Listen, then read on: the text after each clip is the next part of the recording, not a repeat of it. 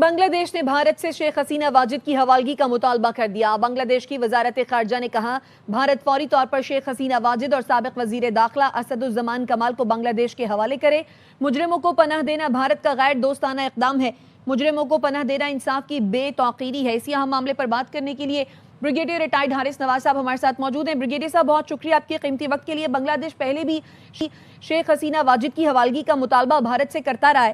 اب جبکہ international crime tribunals کی جانب سے یہ فیصلہ آ گیا ہے، تو آپ کو لگتا ہے کہ بھارت اخلاقی طور پر اتنی جرت دکھائے گا کہ وہ شیخ حسینہ واجد کو بنگلہ دیش کے حوالے کر دے؟ دیکھیں، بھارت کے تو مورل ہے ہی نہیں۔ یہ نریندر مودی کی حکومت جو ہے، اس کا کوئی مورل نہیں ہے، ان کے کوئی اصول نہیں ہے۔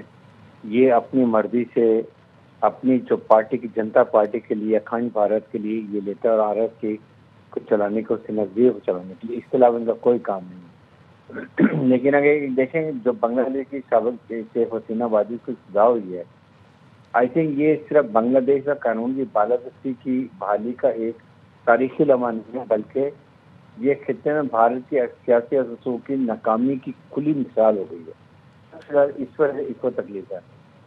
شیخ حسینہ واجد کے 15 سالہ دور اگر آپ دیکھیں تو بنگلہ دیش میں دہشت گرد دور کے طور پر دیکھا جاتا ہے، اور یہی ایک مثال سب سے بڑی ہے۔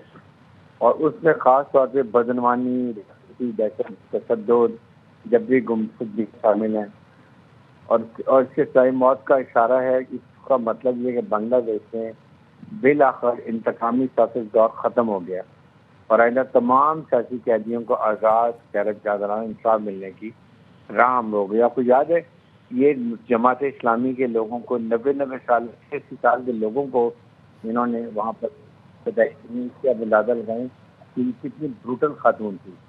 اس فیصلے کے بعد بھارتی حکومت اور عوامی جو ان کا جو میڈیا ہے وہ خود تک غصے کے اندر ہے۔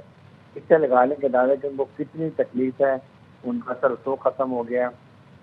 اور اس کے ساتھ جو شیخ حسینہ کے قریبی بھارتی جھکاؤ کی وجہ سے پاکستان بنگلہ دیش کے ہمارے تعلقات اتنے خراب رہے ہیں کہ آپ ان میں دیکھیں کس طرح ہمارے army to army, government to government, people to people contact شروع ہو گئے، مذاکرات اور کھلے دل سے مذاکرات۔ دو بھائیوں کو انڈیا نے اور حسینہ واجد نے دور رکھا کہ یہ اپنے ملاقات نہ کر سکے، اور پھر یہ تحریک چلائی ہے طلباء کی۔ 1400 بچوں کو، اسٹوڈنٹ کو انہوں نے شہید کیا ہے۔ مجھے یہ بتائیے۔ بہت شکریہ بریگیڈیئر ریٹائرڈ حارث نواز۔